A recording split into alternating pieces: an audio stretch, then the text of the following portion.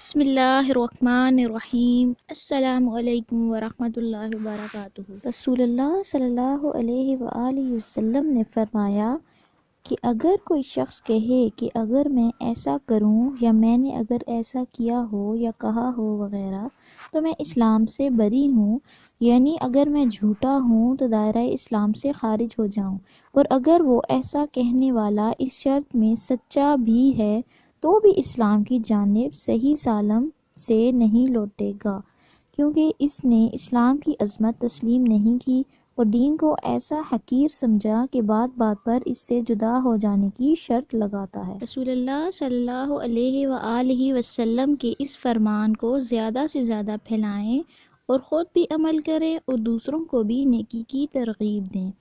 اس طرح کی مزید احادیث جاننے کے لیے ہمارے چینل ابراہیم ٹی وی کو سبسکرائب کریں اور بیل بٹن کو پریس کریں۔ جزاکم اللہ۔